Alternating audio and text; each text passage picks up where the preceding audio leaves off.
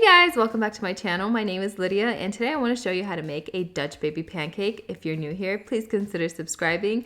And without further ado, let me show you how to make this Dutch baby pancake. First thing you want to do is preheat your oven to 425 degrees Fahrenheit. Then you want to add your 3 eggs that have been sitting at room temperature for a long time. Make sure they're at room temperature. This is crucial. So add them to a blender. We're basically making the batter in the blender just because you get a really smooth batter.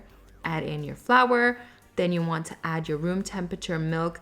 Again, it's super important that your milk is at room temperature. Add in your sugar, a little pinch of salt, and then a tiny splash of vanilla. Pop on your lid, and you want to blend this batter until it is completely smooth. Allow your batter to rest at room temperature for 30 minutes. After 30 minutes, heat up an oven-safe skillet. I'm using a cast iron skillet that's 12 inches. You could definitely use something smaller. That's just what I have. Add your butter, let it melt. Once it's melted, add in your batter and make sure you scrape every last drop out. Pop this in the oven that has been preheating and bake it for around 15 to 20 minutes or until your Dutch baby is puffy and golden brown. Take it out of the oven. Be extremely careful because the skillet is super hot.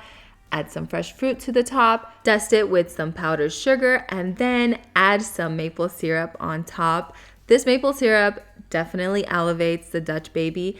Make sure you guys are using good quality maple syrup. Promise me after this, once you make this recipe, that you will buy maple syrup that does not have corn syrup or high fructose corn syrup at least once. I promise you guys, it is so much better than that stuff that has corn syrup and high fructose corn syrup. It doesn't even compare. And then you are ready to serve it. Keep in mind that this Dutch baby pancake will deflate, and since I'm using such a large skillet, it deflates even more. If you've never had one of these pancakes, it's not your traditional American pancake. It's super thin, it's custardy, and it's delicious. I love that the fruit and the maple syrup kind of cuts through all the egginess, and it's just delicious. If you guys want the recipe, it is down in my description. I hope you guys give it a try.